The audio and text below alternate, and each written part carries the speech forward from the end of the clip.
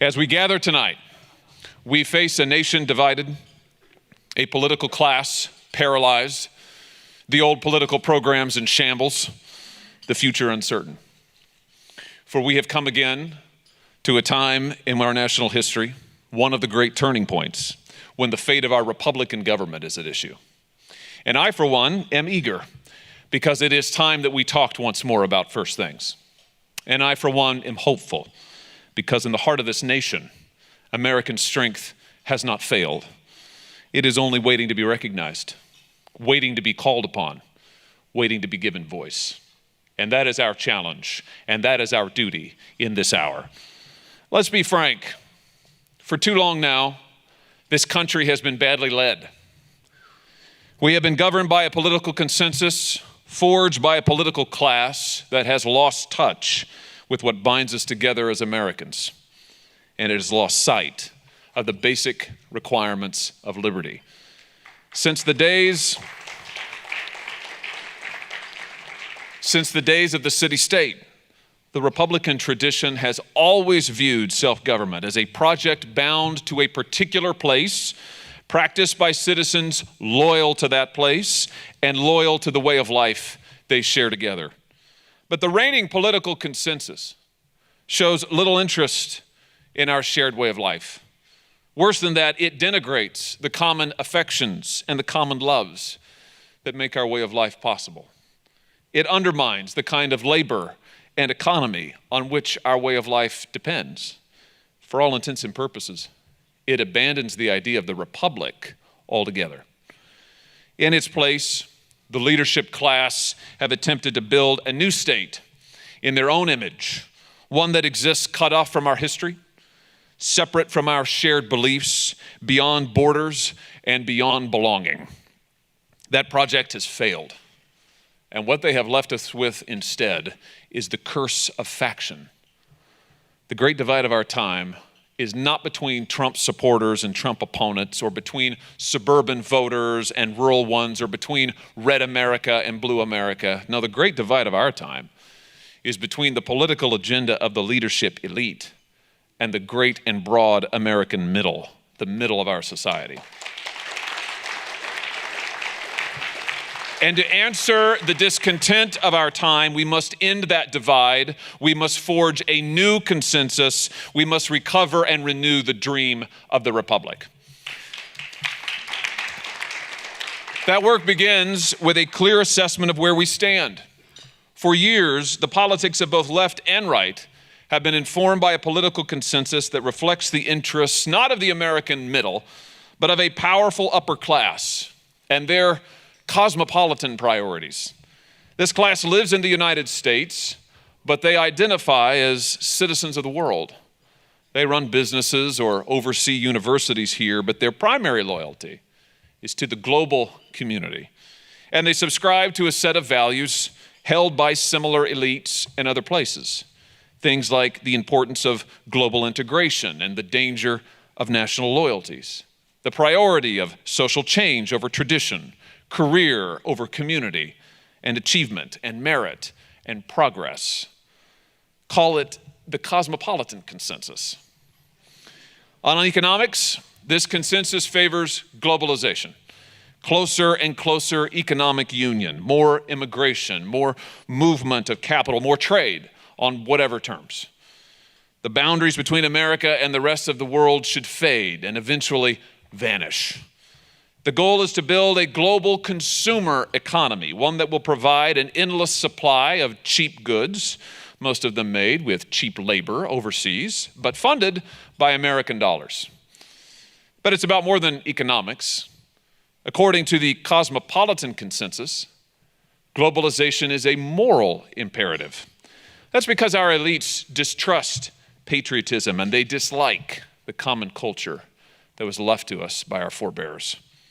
The nation's leading academics will happily say all of this out loud and for the record.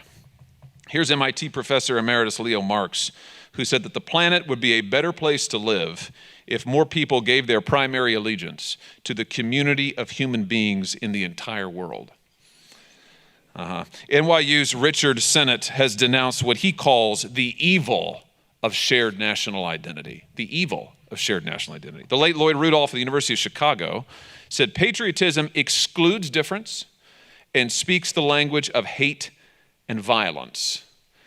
And then there's Martha Nussbaum, who wrote that it is wrong and morally dangerous to teach students that they are, above all, citizens of the United States. Instead, they should be educated for world citizenship. I think you get the idea. The cosmopolitan elite look down on the common affections that once bound this nation together.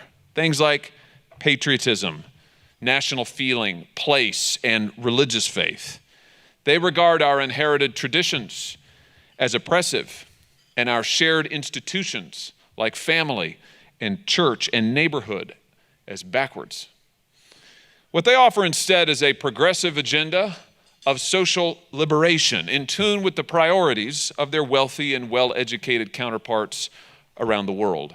And all of this, the economic globalizing, the social liberationism, has worked quite well for some. For the cosmopolitan class. Whom it has not served are the people whose labor sustains this nation. Whom it has not helped are the citizens whose sacrifices protect our republic. Whom it has not benefited is the great American middle. Because in this bargain, foreign competitors get to make the goods and we just buy them. And then they buy up American companies with the profits.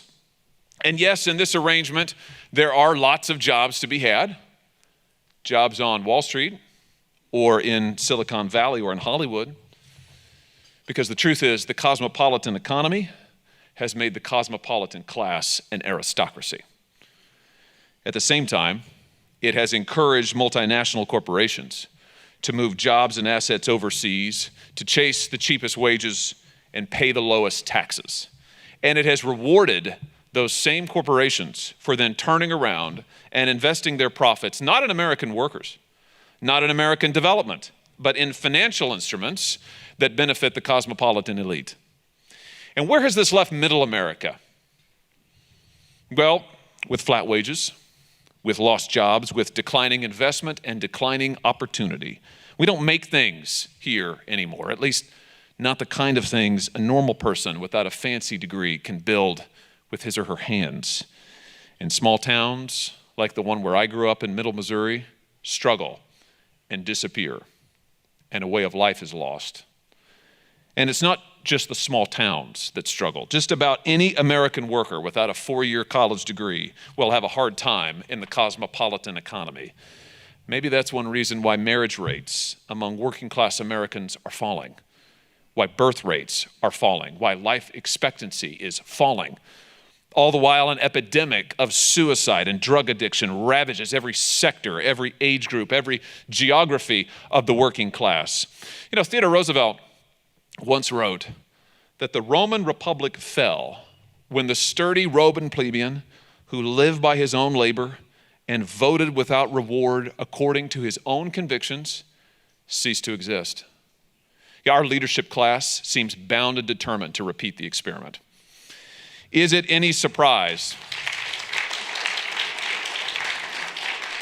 Is it any surprise that in the last half century, as our leaders have pursued a program the American middle does not espouse, does not support, and does not benefit from, that public confidence in American government has collapsed? Is it any wonder that American voters regularly tell pollsters that they feel unheard, disempowered, disrespected? Because who now listens to the American middle? The cosmopolitan agenda has driven both left and right. The left champions multiculturalism and degrades our common identity. The right celebrates hyper-globalization and promises that the market will make everything all right in the end. Eventually, maybe, hopefully, fingers crossed. The truth is, neither political party has seemed much interested in the American middle for quite a long time now. And neither political party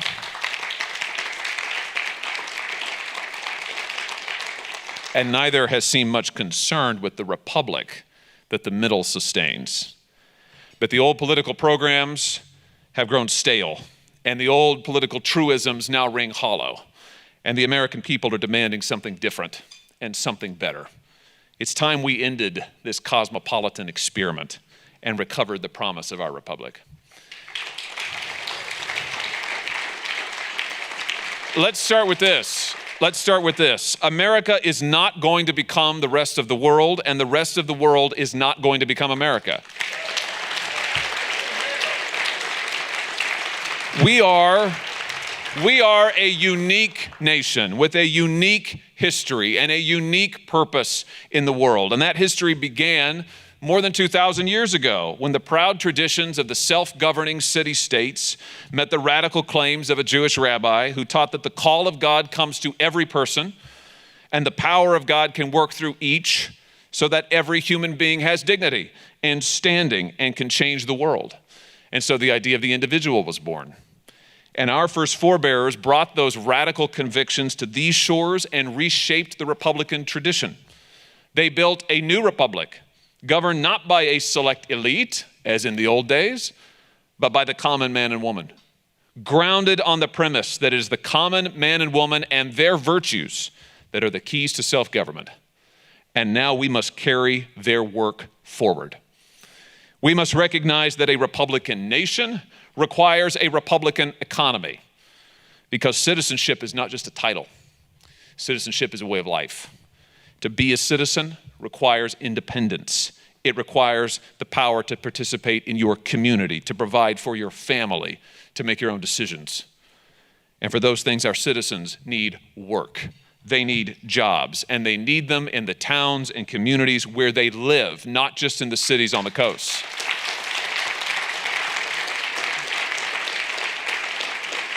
Because a good job is about more than good money. It's about being able to make your own life. It's about being able to build a home. It's about being able to look your neighbor in the eye and know that you're his equal. And we need those jobs in America. And that will require change. Because an economy driven by money changing on Wall Street ultimately benefits those who have the money to begin with, and that economy will not support a great nation. So we need new thinking and new policies to bring the work that makes for citizenship to every person in America willing and able to work. That means encouraging capital investment in the great American middle, in our workers, not just in financial assets. That means investing in research and innovation in the heartland of this country, not just in San Francisco and New York. That means challenging the economic concentration that stifles small producers and family enterprise. That means new pathways for skills and job training so Americans can get the tools they need and the respect they deserve without the mountain of debt that the higher education monopoly now imposes.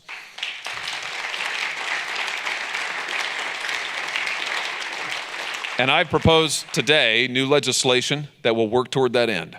It means trade policies that put American workers first, that prioritize them over cheap goods from abroad, that encourage the real production of real things here in this country and not just arbitrage schemes by the giant corporations. It means an immigration system that rewards and nourishes American labor rather than devaluing it. And this is only a beginning. This is only a beginning because work must be our priority and work must guide our policy. Economic growth is important. And rising equity prices are all well and good, but above all, we must get good work for the American people, the kind of work that makes liberty possible. And we must rebuild our sense of shared purpose and belonging, because self-government cannot exist without these either. Our national solidarity has been broken by the globalizing and liberationist policies of the cosmopolitan agenda, and now we must forge it anew. And so at this moment in our nation's history, we must work to raise up a generation united in a common love for our distinctive heritage and achievements as a people. And that means we must teach our children who we are as a people without apology. We must join together to renew the bonds of family life, to honor the claims of kinship and the covenant of marriage. Marriage should be prized in our national policy, not penalized. And from taxes to health care, families should get the support and the pride of place that they deserve.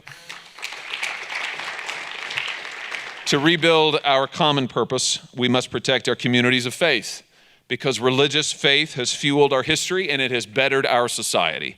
Now, let me just say, it's not the role of government to promote Christianity or any religion, but let us be clear. Our government should not hinder or diminish religious expression. We need strong religious communities, active in civic life, protecting the vulnerable, defending the weak, because these communities have helped make us who we are as a people. In all of this, our aim should be clear: to renew the way of life on which our republic depends, to renew the great American middle who make our republic possible, to renew our common venture in freedom as a people. There is much work to do. There is much need to meet, but there is much cause for hope. For in the heart of our country, American strength has not failed. The kind of people who built this nation are here still, waking early and working late, manning the fire department and coaching the Little League, helping the neighbor who just lost a spouse, donating their gas money to a needy family halfway around the world that they'll never meet. They're there, living with the dignity and quiet grace that is the hallmark of the American people. And they are waiting to be summoned. I wonder if you remember the story of Horatius at the bridge. It happened in the early days of the Roman Republic, sometime around 500 BC. Have you heard this story? The Etruscan army, the story goes, marched on Rome to invade, and the Roman defenses were caught off guard. And eventually, the fighting coalesced around a bridge leading across the Tiber into the city. All was chaos. The Roman generals, surprised and unsure, were falling back. The city seemed in great peril. But a junior officer named Horatius thought otherwise. He saw that if the Roman army could simply hold the bridge long enough for the city to reset its defenses, the republic could be saved. And so as the senior officers retreated, he advanced. And Macaulay tells us that as he charged to the front line, Horatius glanced over his shoulder to the Roman hills and caught a glimpse of his own home there and knew that it was worth defending. And so he took his stand. We know, with the benefit of history, that the Roman Republic was still then quite young. Its most glorious days were still ahead. But Horatius couldn't know that as he took up his position. He only knew that to every man upon this earth, death cometh soon or late. And how can man die better than facing fearful odds for the ashes of his fathers and the temples of his gods? Now we too need courage. We too need courage in our nation's moment of need.